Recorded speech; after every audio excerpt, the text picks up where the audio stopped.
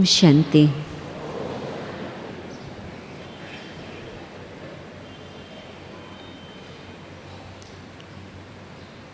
बाबा की कमाल है कि बाबा हर एक को चांस देता है कोई न कोई कार्य के लिए निमित्त बनने का। क्यों? क्योंकि जब कोई भी निमित्त बनता है किसी भी कार्य के लिए, उसमें खुद का बहुत सुंदर भाग्य बनता और उसमें भी खास बहुत कुछ सीखने को मिलता। तो जब बाबा कोई भी कार्य देते, यदि उस घड़ी हम दिल से हाँ करते हैं तो वो हाँ करने में ही जैसे कि बाबा हर प्रकार की क्वालिफ़िकेशन भी दे देते। हम जब बाबा के पास आते हैं, मैं समझती पहले तो सबके मन में यही भावना होती है कि बस हम बाबा के पास आए हैं बाबा का प्यार लेने के लिए। फिर जैसे खजाना बढ़ता जाता, अपनी प्राप्ति बढ़ती जाती, ये सोचते हैं कि जो हमें प्राप्त हुआ है अवश्य ही हम औरों के साथ बांट करके उन्हों को भी कुछ देवें ज़रूर। तो मेरे मन में भी संकल्प पहले यही रहा कि बाबा ने इतना सब कुछ दिया है, जो मेरे प्रश्न थे मन में हर प्रकार से बाबा ने ज्ञान ऐसा सुनाया जो जल्दी में ही मैं समझती एक सप्ताह तो क्या 3-4 दिन के अंदर ही सब प्रश्न का उत्तर मिल गया। फिर जब ये संकल्प आया कि मुझे औरों के साथ भी ये शेयर करना है, जितनी मुझे बाबा की प्राप्ति हुई है औरों को भी हो, तो उस समय तो पहले था कि मुझे कुछ देना है। और जब वापस लंदन पहुंची, बाबा ने ही भेजा वापस लंदन में सेवा के लिए, तो मैंने यही सोचा कि मुझे कुछ सेवा करनी है। तो जो मैं कोशिश करती रही, दरवाज़ा बंद रहा। दरवाजे पर कितना भी खुरकाओ, परंतु दरवाज़ा खुलता नहीं था। फिर कुछ समय के बाद ये संकल्प आया कि बाहर की सेवा तो चलो इतनी नहीं हो पाती। ये है 1969 की बात, तब तक कोई सेंटर नहीं था विदेश में। तो मैं अपने लौकिक पेरेंट्स के पास ही घर पे गई थी। तो माता जी तो ज्ञान में ही थी बहुत समय से। तो जब मैंने ये सोचा कि मुझे अभी अपना कुछ पुरुषार्थ करना चाहिए, बाहर की सेवा नहीं हो पा रही तो स्व सेवा करें। तो स्व सेवा करने में मैंने अपने लिए कुछ तपस्या का प्रोग्राम बनाया। बहुत अच्छी तरह से टाइम टेबल बना करके वो मैं ध्यान रखती गई, अपना प्रोग्राम बनाती गई तपस्या का। फिर उसके बाद धीरे धीरे सेवा का पार्ट भी खुलता गया, दरवाजे खुलते गए। तो मुझे बिल्कुल ऐसे ही महसूस हुआ कि जब तक मुझे ये संकल्प था कि मुझे कुछ करना है, तब तक कुछ हो नहीं पा रहा था। जिस घड़ी मैंने ये रियलाइज़ किया कि मेरे वश की बात नहीं है, हाँ मुझे अपने आप को तैयार रखना है, परंतु जबकि बाबा को कुछ कराना है तो बाबा फिर निमित्त बनाते हैं और उस घड़ी फिर हम निमित्त बन करके उस निमित्त भाव से सेवा करते, तो सेवा भी बहुत अच्छी चलती, परंतु उसमें हम कोई भी कारण से अटक नहीं जाते। तो ये मुझे प्रैक्टिकल बहुत ज़बरदस्त लेसन सीखने को मिला कि जब तक स्वयं का संकल्प छोड़ा नहीं है और जब तक आंतरिक अपनी तपस्या की स्थिति तैयार नहीं की है, तब तक हम सेवा के लिए योग्य नहीं हो सकते। परंतु दोनों बातें करने से, एक तो आंतरिक ये संकल्प छोड़ दें, हाँ अपने को तैयार करके रखें, परंतु साथ साथ फिर अपनी तपस्या पर अच्छी तरह से ध्यान देवें।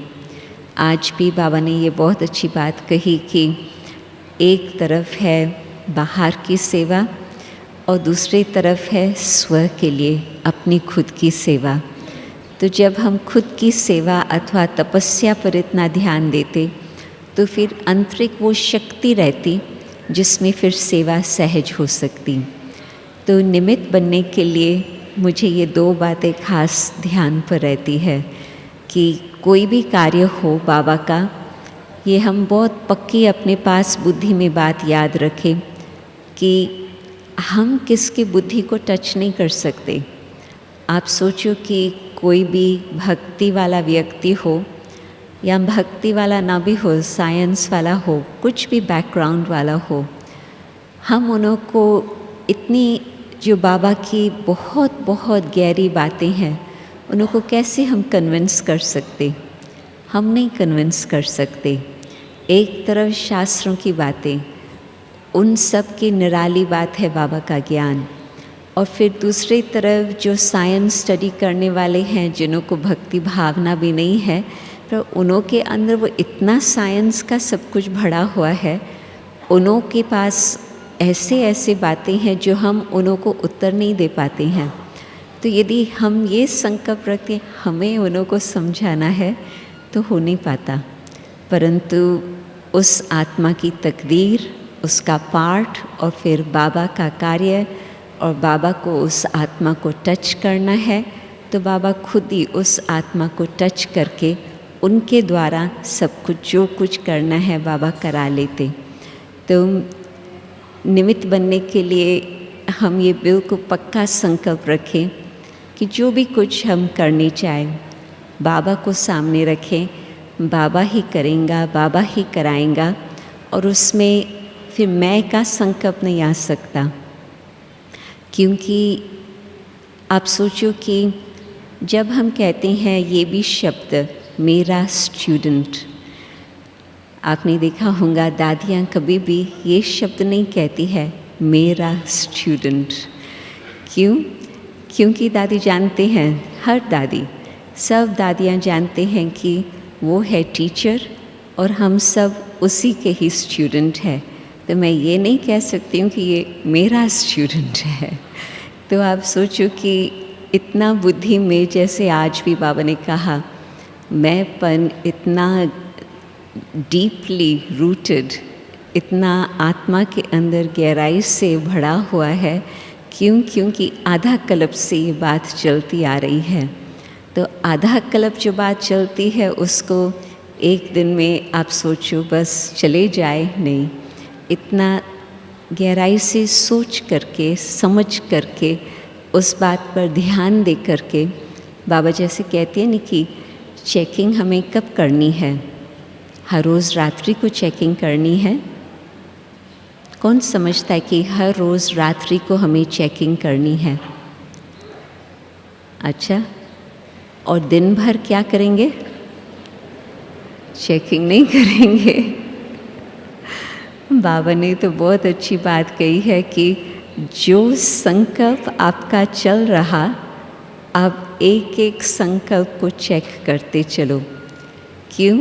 क्योंकि एक संकल्प है नीचे लाने का और एक संकल्प है ऊपर चढ़ती कला में ले जाने का।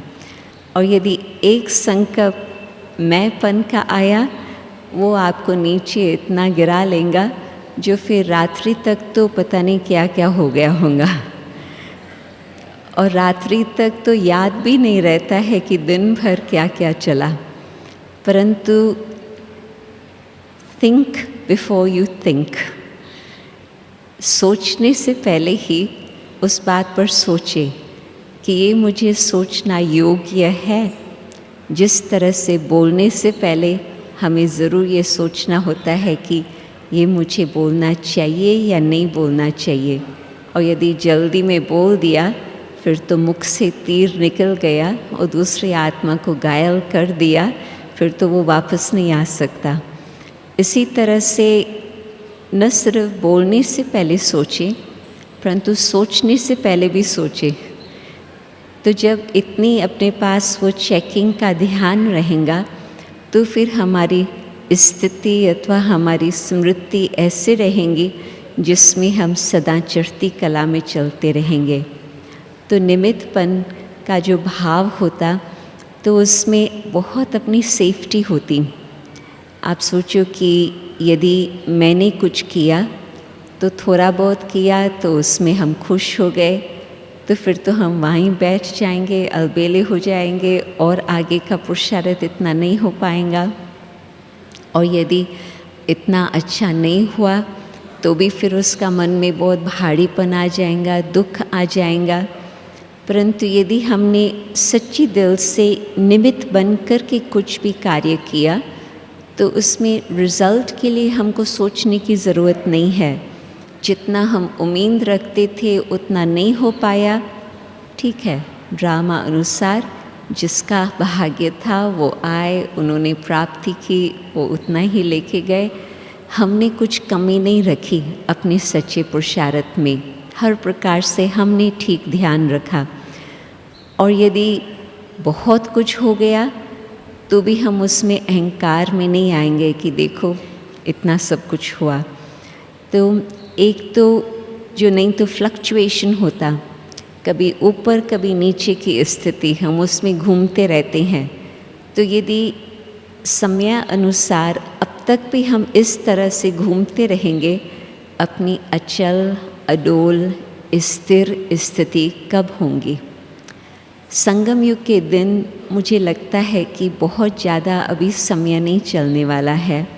कई प्रकार के इशारे मिलते ही रहते हैं, चाहे यज्ञ में चाहे बाहर में भी। बाहर की हालतें भी आप देखो कि नाजुक ही कहेंगे। जो पहले 5 साल पहले बातें थी, अभी उससे बहुत बहुत नाजुक स्थिति संसार की बन गई है। तो 5 साल तो क्या मैं कहेंगे, पिछले साल की भी बातें अलग थी, इस वर्ष की बातें बिल्कुल अलग है। तो यदि हम अपने को निमित्त मानते हैं तो फिर एक रस स्थिति हम अपनी बना के रख सकते हैं। उसमें ऊपर नीचे की स्थिति की बात नहीं होती। हाँ, मन एक रस स्थिति में है तो फिर सदा ही हम आगे बढ़ते ही रहेंगे और कोई बात हो हम हिलेंगे नहीं। तो निमित्तपन का तो मुझे प्रैक्टिकल अनुभव है, बहुत श्रेष्ठ भाग्य भी है, परंतु इतना हमें अपनी स्थिति को संभाल करके भी रखना होता। और फिर नम्रता, नम्रचित्त। ज्ञान मार्ग में एक बहुत अच्छी बात ये है कि बाबा न सिर्फ हमें कोई बात समझाते हैं, परंतु प्रैक्टिकल हमारे जीवन में बाबा एग्जाम्पल्स रखते हैं। दादियों को बाबा ने एक बारी कहा था कि आप लोगों की विशेषता ये है कि आप गुणों का दान देते हो। तो गुणों का दान कैसे दिया जाता? वो कोई वस्तु नहीं है जो हाथ में उठा करके जैसे टोली दी जाए ऐसे दी जाए, परंतु प्रैक्टिकल डेमोन्स्ट्रेशन। कहते हैं कि बच्चों को कैसे सिखाया जाता, इंग्लिश का ये शब्द है परंतु आप समझ जाएंगे। कहते हैं values are caught not taught. Means बच्चों को यदि गुणवान बनाना हो तो जो आप कार्य कर रहे हैं आपको देख करके उन्हों को सीखने को मिलेगा। आप उन्हों को बैठ करके सिखाने चाहेंगे कि आप ऐसे करो ऐसे करो ऐसे करो, वो शायद समझे शायद ना भी समझे। तो बाबा भी हर प्रकार से बहुत सुप्रीम साइकोलॉजिस्ट है। तो बाबा ने भी पहले ब्रह्मा बाबा के द्वारा हर बात करके दिखाया और करके दिखाने से ही हम बहुत कुछ सीखे। इसी प्रकार से दादियों को भी बाबा ने ऐसे गुणवान बनाया जो वो प्रैक्टिकल अपने जीवन से करके दिखाते, तो फिर उसमें हम भी उन्हों के साथ जब देखते हैं तो हमें भी वो गुणवान बनना सीखना होता। और नम्रता में मैं ये मानती हूँ कि जितना महान व्यक्ति उतनी उसकी नम्रता का स्वरूप। और यदि नम्रता का स्वरूप नहीं है, वो बेशक कितना भी अपने को बड़ा माने, परंतु विश्व उसको उस दृष्टि से नहीं देख सकता। ब्रह्मा बाबा को न सिर्फ कहानियाँ परंतु एक प्रैक्टिकल एग्जाम्पल मैं बताती हूँ। जब हम आते थे तो मैं तो उस समय शायद 16 साल की थी, तो सर्दियों मॉनसून के दिन थे तो थोड़ी ठंडक की हवा होती थी, और आजकल तो मॉनसून्स का कोई भरोसा ही नहीं। उस समय तो रेगुलर मॉनसून्स आते ही थे और ज़बरदस्त आते थे आबू में। जिस घड़ी मॉनसून्स आते थे तो ऊपर पहाड़ पर तो बिल्कुल फॉगी ऐसे बन जाती थी जैसे कि सूक्ष्म वतन छाई हुई है। तो ऐसा मौसम था। तो बहुत बड़ा संगठन नहीं था बाबा के सामने। बरसात के दिनों में तो मैं समझती 40-50 ही छोटे हॉल में हम बैठते थे। 30 थे मधुबन निवासी। अभी आप सोचो कितने मधुबन निवासी होंगे। 1000 परमानेंट सेवाधारी अलग। अभी तो 10,000 सेवाधारी गुजरात के होंगे मैं समझती। परंतु उस समय तो 30 मधुबन निवासी और बाकी 10-12 हम बाहर से आए हुए थे, मेहमान थे। तो रात्रि के समय बाबा ने मुरली चलाई। मुरली के बाद बाबा को एक संकल्प आया और बाबा ने क्लास में ढूंढा भोली दादी को। नाम ही था भोली दादी। भोली, इतनी इनोसेंट भोली भंडारी, बहुत मीठी, कभी भी किसी को ना किसी बात में नहीं करती थी। किसी भी टाइम पर आप उसके पास जाओ, कुछ भी कहो, मुस्करा करके ज़रूर ज़रूर, ऐसे ही करके, क्यों नहीं ऐसे ही करके जो कुछ चाहिए वो तैयार करके देती थी। तो उस दिन सामने बैठी थी तो बाबा ने उसको ढूंढा और दृष्टि उसके ऊपर पड़ी। तो बाबा ने उसको बोला कि कल सवेरे क्लास के बाद जो टोली मिलती है उसमें सबको गरम गरम लापसी खिलाएं। ठंडी का मौसम आ गया। तो उसने मुस्कराया, हाँ ना कुछ नहीं कहा। तो बाबा उस बात को समझ गए। फिर बाबा कहता है वो अनाज तैयार है। तो वो फिर मुस्कराए। किसको आदत नहीं थी बाबा को ना कहने की। बाबा को कैसे ना करेंगे। तो था भी नहीं, वो भी बाबा समझ गए, परंतु ना उसके मुख से नहीं निकलता था। तो बाबा समझ गए कि अनाज वो तैयार नहीं है। तो बाबा ने उसको कहा, अच्छा ठीक है बच्ची, तुम बोरी बाहर निकाल के रखना क्लास के बाद अभी, तो फिर बाबा देखते हैं। तो तब तक तो रात्रि का क्लास शुरू होता था 9 बजे, फिनिश होता था 9:45-10 बजे। अभी रात्रि को कौन सोचेगा कि अनाज साफ़ करें और जाकर उसको ठीक कराएं, उसको पिसाएं। परंतु बाबा का संकल्प था, और जैसे बाबा ने कहा कोई भी श्रेष्ठ शुभ संकल्प है बाबा ज़रूर पूरी करते हैं। तो जब तक हम बाहर जाएं, जहाँ आजकल तो ऑफिसेस है, वहाँ ऑफिसेस नहीं थे। जहाँ रेलवे का टिकट्स होता है ना ऊपर में पांडव भवन में, तो वहाँ ऑफिसेस नहीं थे, वरांडा था। तो वरांडा में वो अनाज की बोरी रखी थी और थालियाँ रखी थी। तो बाबा एक थाली लेकर के उसमें कुछ अनाज लेकर के साफ़ करने लगे। तो हम लोग सब पीछे पीछे आए थे बाबा के पास के साथ। तो कोई बाबा को अकेला थोड़ी करने देगा, तो किसी ने थाली ले ली, बाबा ने दूसरी थाली उठाई, वो थाली दूसरी ने ले ली, तीसरी चौथी, ऐसे 5 लोगों ने थालियाँ ले ली। और 15 मिनट के अंदर अनाज साफ़ हो गया और जाकर के फिर उसको पिसवाया। अपने घर में ही था वो पीसने का। और फिर सवेरे सवेरे सबको गरम गरम लापसी मिली। आप सोचो कि इतना महान शिव बाबा का रथ, भाग्यशाली रथ, प्रजा का पिता ब्रह्मा बाबा आदि देव, कितने भी टाइटल्स आप दो, ग्रेट ग्रेट ग्रैंडफादर ह्यूमैनिटी, कुछ भी टाइटल दो, और वो बाबा अपने बच्चों को सिर्फ कुछ गरम गरम लापसी खिलाने के लिए इतना प्यार से बैठ कर के अनाज साफ़ करे। ये है बाबा की कमाल। बाबा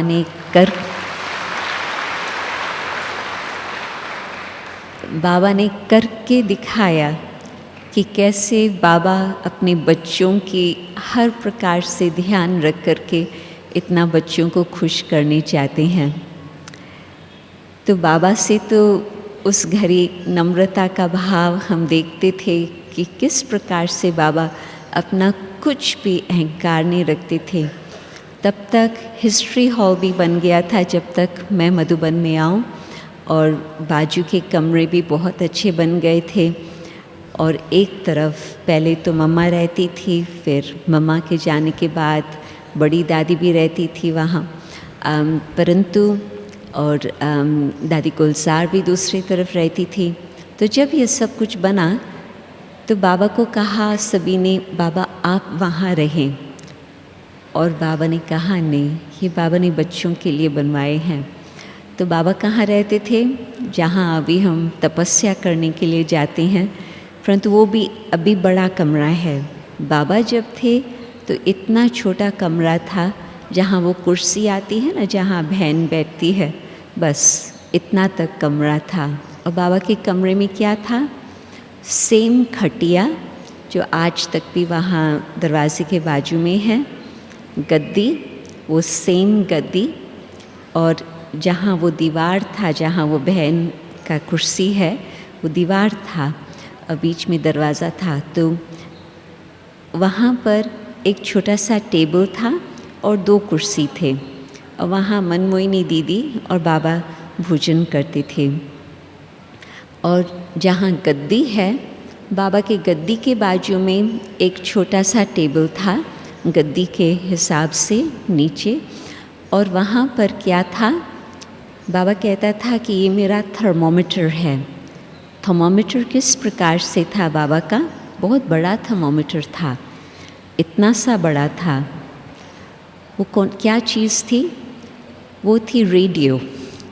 जिस रेडियो पर बाबा हर रोज़ सवेरे 6 बजे 3 मिनट के लिए संसार का समाचार सुनते थे। क्यों बाबा कहते थे ये है थर्मोमीटर?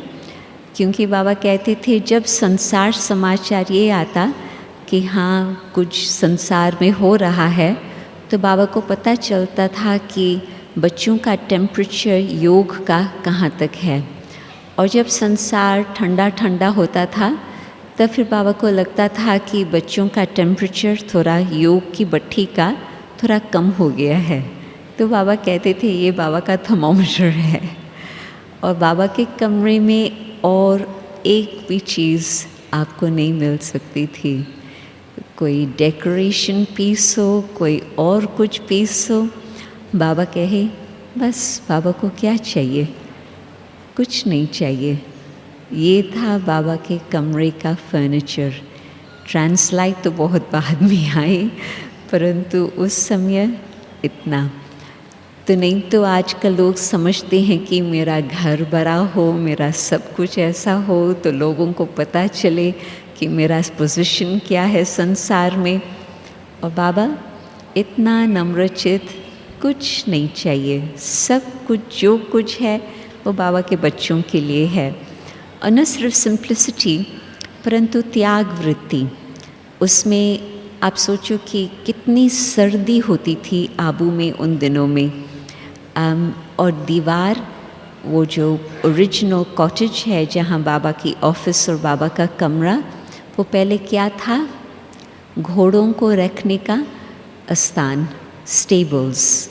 उसको थंबा कहते हैं, क्या कहते हैं, मतलब घोड़े जहाँ रखते हैं, वो घोड़े के रखने का स्थान था। तो बस उन्हों की दीवार कितनी पतली होंगी। मकान आज जो बनते हैं, जो ईंटें हो, चाहे वो जितना कुछ भी हो, कम से कम इतना तो होगा। पुराने ज़माने में तो इतना बनाते थे, अभी तो चलो इतना बनाते हैं, परंतु घोड़ों को संभालने के लिए तो बिल्कुल कागज़ जितना पतला सा होता।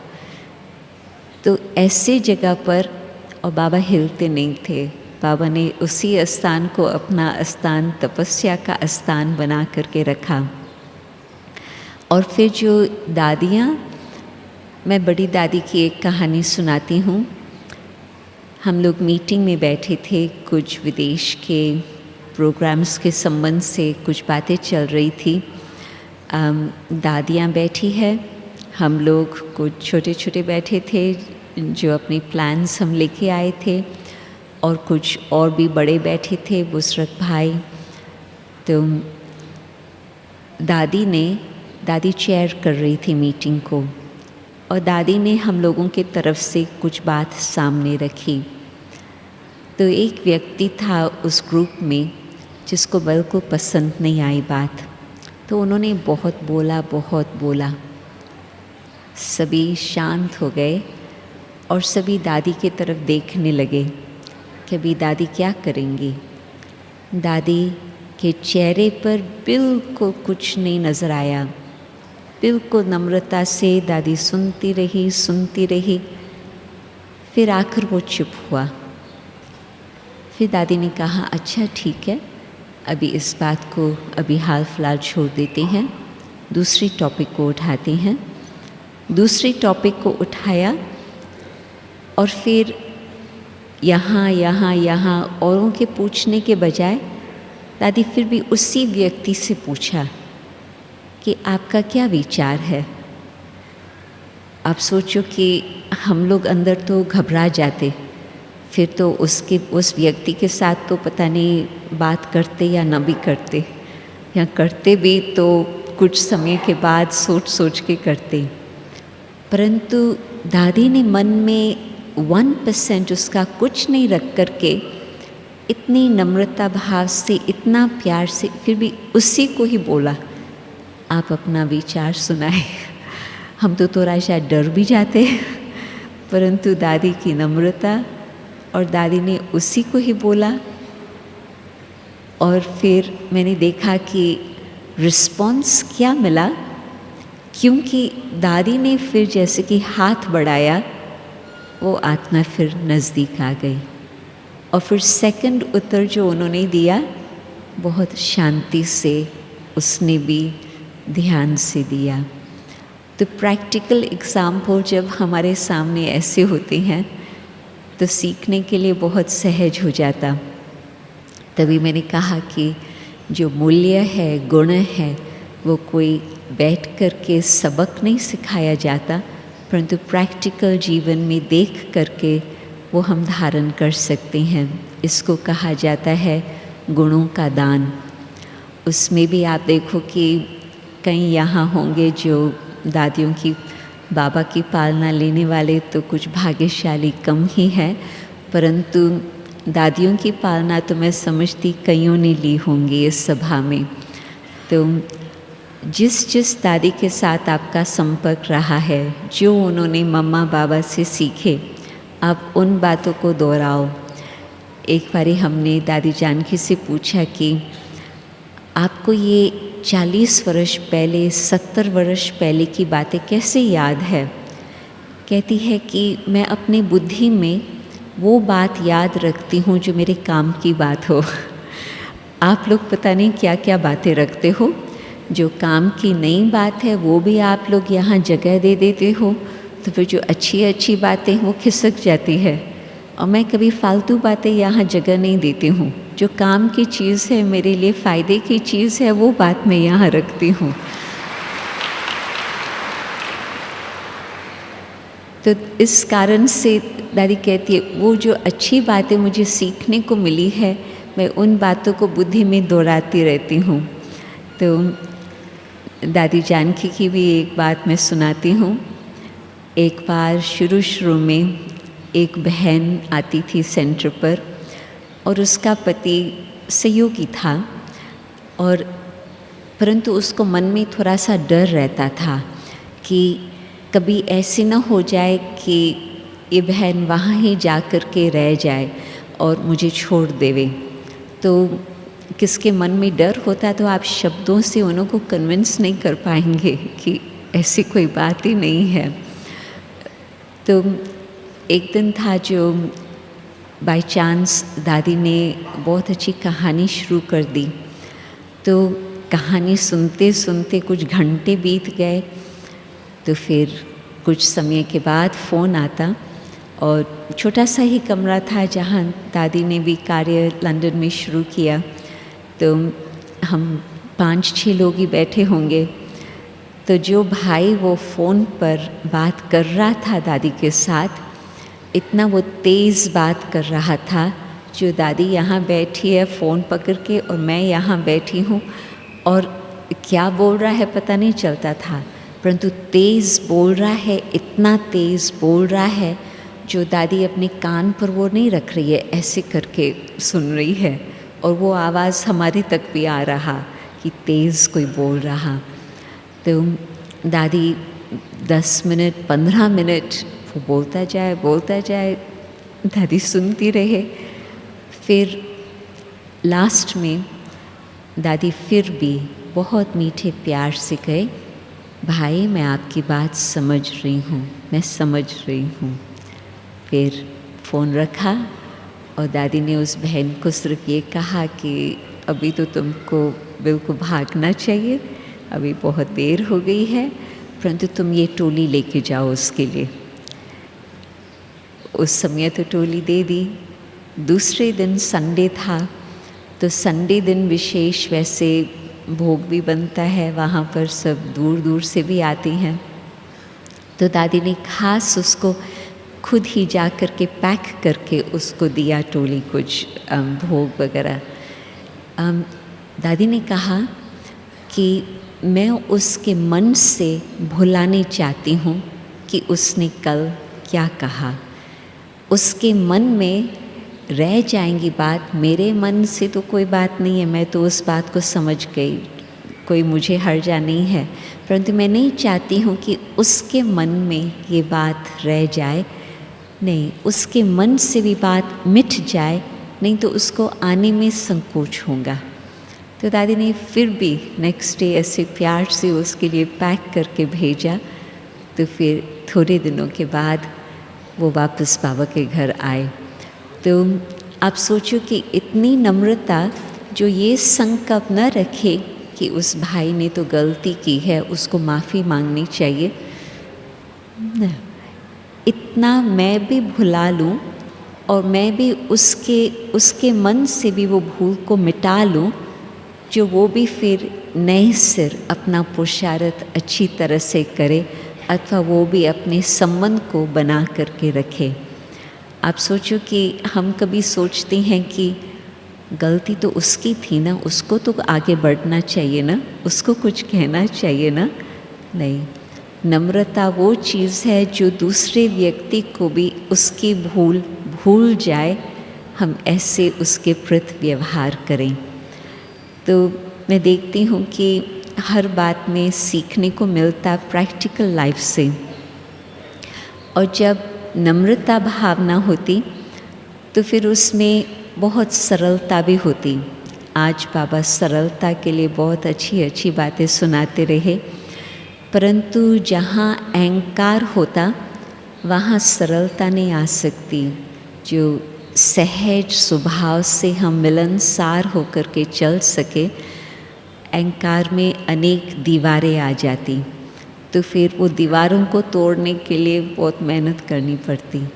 परंतु हमने अपनी आत्म स्मृति से, भाई भाई की दृष्टि से, हमने बाबा के गुणगान करते, बाबा कितना महान है वो बात याद करके हमने अपने में नम्रता धारण की, तो फिर बहुत सरलता से सबके साथ व्यवहार, सबके साथ संबंध, तो फिर हर बात बहुत सहज हो जाती, सबका सहयोग भी बहुत स्नेह से मिल जाता। एक शब्द हम कहते हैं, जैसे अंदर वैसे बाहर। जैसे आज भी बाबा ने कहा, जो दिमाग में बात हो, जो बुद्धि में बात हो, वो बोल में भी हो, वो कर्म में भी हो, बिल्कुल उसका सीधा कनेक्शन चलता रहे, उसको कहेंगे सरलता। तो जब अंदर में कोई प्रकार का भी अभिमान होता, चाहे वो सूक्ष्म क्यों न हो, परंतु उसमें फिर रुकावटें आती जाती हैं। कभी कभी हम चाहते बहुत कुछ है, कई बातें ये होना चाहिए, ये होना चाहिए, ये होना चाहिए, परंतु वो हो नहीं पाता। तो एक वो न होने का कारण क्या है, वो कभी हम थोड़ा गहराई से बैठ के देखें अथवा सोचें कि किस कारण से ये श्रेष्ठ संकल्प हमारा नहीं हो रहा है। तो मैंने देखा है कि कभी कभी ये जो थोड़ा अहंकार की निशानी होती है, मैंपन, बाबा ने देह अभिमान की निशानी के लिए एक बारी बहुत सिंपल बात कही थी। बाबा ने कहा था कि जब सूक्ष्म भी देह अभिमान है तो सूक्ष्म देह अभिमान स्थिति में ये ज़रूर आएगा जो हम सोचेंगे कि मैं राइट हूँ। मैंपन भिन्न भिन्न प्रकार से आता, परंतु जब ये आता है बुद्धि में कि मैं राइट हूँ, मतलब दूसरा व्यक्ति रॉन्ग है। हो सकता है कि अनेक विचार भी राइट हो सकते, सिर्फ ये विचार राइट है ऐसे भी बात नहीं है। एक बारी जब हम सर्विस मीटिंग कर रहे थे तो कुछ 5-6 बैठे थे, तो उसमें भिन्न भिन्न विचार आ रहे थे लोगों को कि ऐसे करें, ऐसे करें, ऐसे करें, तो वो बात नहीं बन पा रही थी। तो कुछ समय के बाद मैंने उनको कहा कि अच्छा, अभी यहाँ तक बात छोड़ते हैं, फिर अभी हम थोड़ा योग करेंगे, फिर कल सवेरे क्लास के बाद फिर हम मिलेंगे, फिर देखेंगे कि आगे कैसे चलना है। ऐसे ही किया। फिर दूसरे दिन क्लास के बाद विशेष जो 2 व्यक्ति जिन्हों का आपस में बहुत ऑपोजिट विचार थे, वो दोनों मेरे पास आए और दोनों ने कहा कि हम सोचते हैं कि पहले हम ये करें और फिर नेक्स्ट हम ये करें। तो मैंने कहा कि देखो, बाबा की टचिंग से आप लोगों ने 1-2 की बात स्वीकार की कि बेशक पहले ये हो और फिर बाद में ये हो, तो ज़रूर बाबा उसमें सफलता लाएंगे। और प्रैक्टिकल ऐसे ही देखा कि बहुत अच्छी सफलता होती रही। तो हम ये कहें कि यही सिर्फ राइट है। हाँ, जब नियमों की बात आती है, प्रिंसिपल्स की बात आती है, तो उसमें राइट रॉन्ग शब्द आता, परंतु जब विचारों की बात आती है, ऐसे करें या ऐसे करें, ये करें या वो करें, उसमें एक राइट है और दूसरा रॉन्ग है, ये हम कह ही नहीं सकते हैं। अनेक प्रकार के तरीके होते हैं किसी को संदेश देने के लिए। मैं समझती जितने बाबा के बच्चे यहाँ बैठे हैं इस बेहद के परिवार में, इस बेहद के हॉल में, कितनों की कहानी, अनुभव आप सुनेंगे, आपको लगेगा कि एक एक को बाबा ने किस तरह से ढूंढ करके, चुन चुन करके इतना सुंदर संगठन बनाया है। 2 की कहानी एक जैसे नहीं मिल सकती। जैसे एक एक आत्मा निराली है, संस्कार निराले हैं, पाठ निराला है, वैसे वो बाबा ने कैसे उसको ढूंढ करके फिर से अपने परिवार में लाया। एक एक की कहानी भी अद्भुत कहानी होंगी ज़रूर। तो कोई तरीके से कोई आत्मा आती, कोई तरीके से कोई दूसरी आत्मा आती।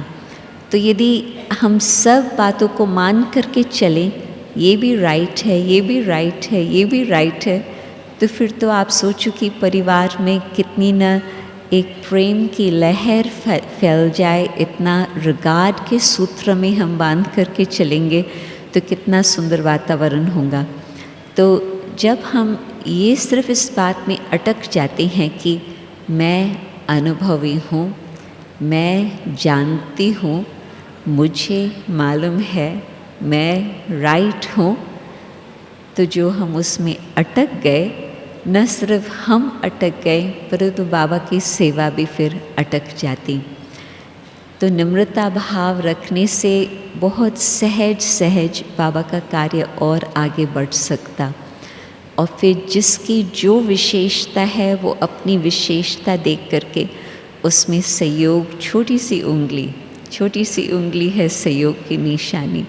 पर अपनी छोटी सी उंगली देख करके हम और आगे इस तरह से बढ़ सकते। तो एक तो निमित्त भाव, दूसरा निर्माण भाव और तीसरा निर्वाण स्थिति। कभी कभी बाबा साकार मुरली में भी कहते कि बच्चे, आपकी आयु कुछ भी हो, छोटी हो बड़ी हो, परंतु आप सब कौन हो? आप सब हो वानप्रस्थी। वानप्रस्थ में जाने के लिए अपनी तैयारियां कर रहे हैं।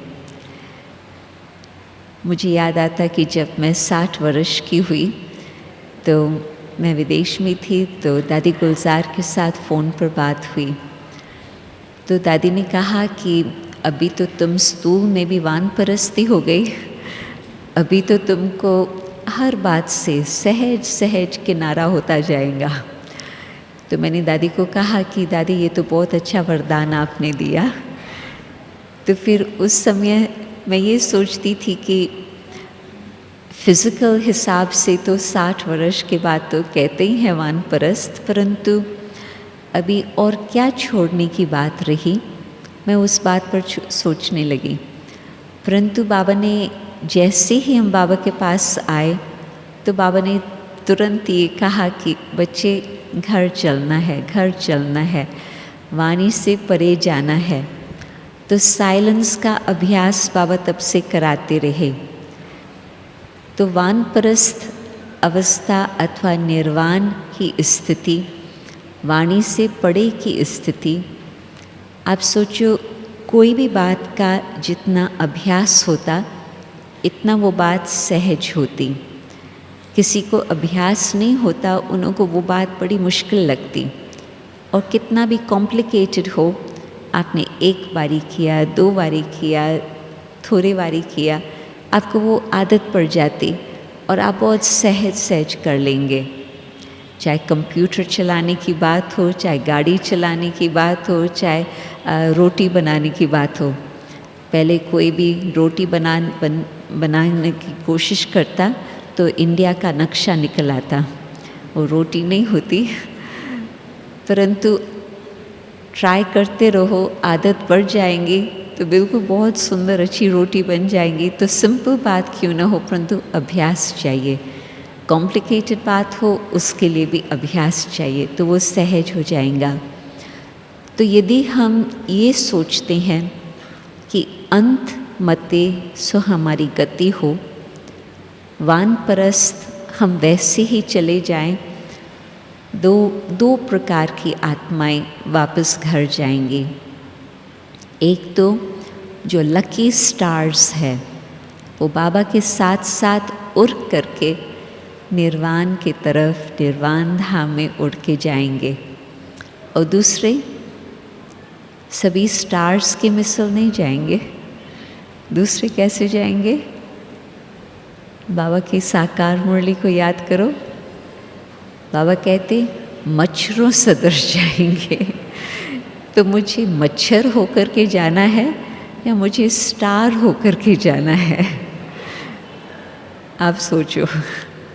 मुझे तो मच्छर होकर के नहीं जाना है, मुझे तो चमकदार स्टार होकर के जाना है। तो यदि मुझे स्टार होकर के जाना है तो मुझे अभी से वो अभ्यास करना होगा कि बिल्कुल आत्मा अभी यहाँ अभी शरीर में बैठी है और अभी अभी आत्मा वाणी से परे अपने घर की तरफ यात्रा करे। और जितना जितना हम ये अभ्यास करेंगे तो बस 1 सेकंड में चांस मिला, आत्मा उड़ के अपने घर जाए। तो जितना हमारा इस देह का भान टूटा हुआ होगा, उतना हर प्रकार से सब बातों से किनारा करके हम उड़ सकेंगे। यदि हमने पहले से ही ये अभ्यास बार बार नहीं किया होगा तो क्या मालूम अंत समय हमको कौन याद आएगा, कौन सी बात हमें खींचेंगी। परंतु अभी से ही वो अभ्यास हमारा बहुत काल का होगा, तो बस 1 सेकंड में बाबा के साथ साथ स्टार बन करके हम उड़ के चलेंगे। तो वानप्रस्थ अवस्था अथवा निर्वाण स्थिति, वाणी से परे की स्थिति, उसमें सिर्फ शब्दों की बात नहीं है।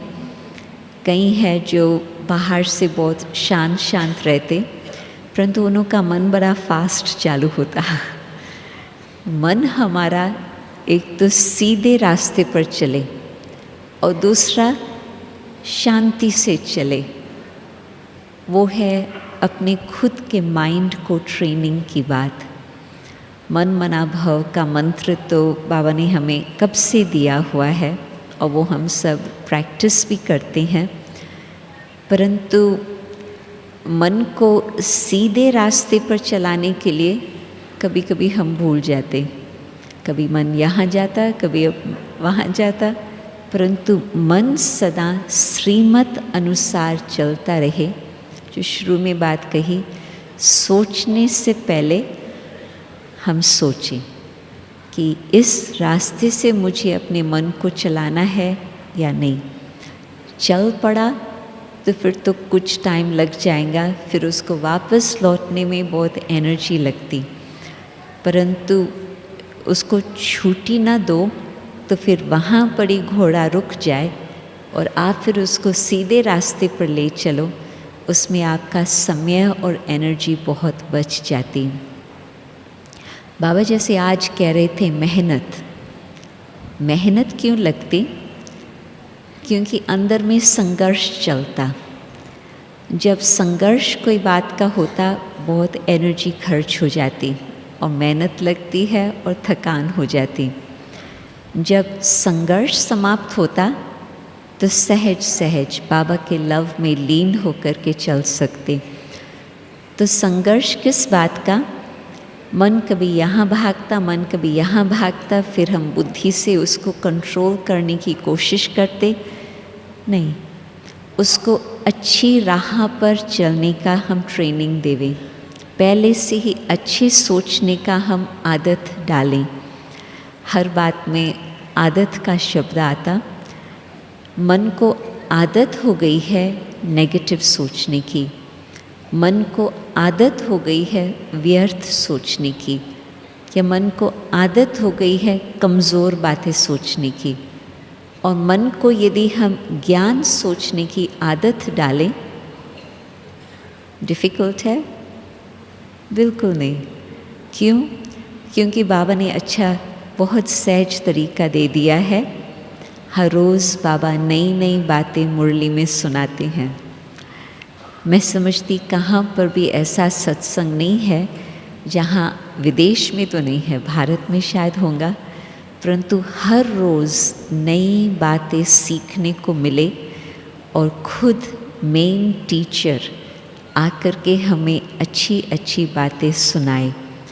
तो बाबा ने ये जो सिस्टम शुरू की 80 वर्ष पहले, अभी 80 वर्ष हो गए हैं उस बात को, 80 वर्ष से बाबा हमें अच्छी अच्छी बातें सुनाते रहते हैं। तो मन मना भाव भी तब होगा जब मन को अच्छी बातें सोचने को हम देंगे। तो बाबा की बातें जो इतनी मीठी मीठी ज्ञान की बातें हैं, वो सोचते चलो, मन सहज बाबा की तरफ जाता रहे और फिर वाणी से पढ़े जाने का बहुत सहज तरीका मिल जाए। गमसान की बातें बुद्धि में घूम रही है, तो फिर वो गमसान की बातों को समाप्त करके फिर आप सोचो कि हम निर्वाण स्थिति में जाएं, वाणी से पढ़े जाएं, बहुत कठिन होगा। या कुछ हिसाब किताब की बातें चल रही है, हिसाब किताब में हम अटक जाते, फिर उन सब बातों को अपने को आज़ाद करो, उड़ो, सहज नहीं। परंतु दिन भर आपने अच्छी बातें सोची हो, बाबा की बताई हुई बातें सोची हो, फिर अच्छी अच्छी बातें आपको किस तरफ ले जाएंगी? बाबा की तरफ ले जाएंगी। फिर मन को उपराम करके निर्वाण स्थिति बना करके बस घर की यात्रा करो। ड्रामा अनुसार ये भी जो सिस्टम हर मास का संगठित योग का बनाया हुआ है, बहुत बढ़िया सिस्टम है, जिसमें हम 1 घंटे के लिए इतना बड़ा संगठन विश्व भर में वो वाइब्रेशन शांति के फैलाए। ज़रूर शांति जल्दी ही आ सकती है संसार में।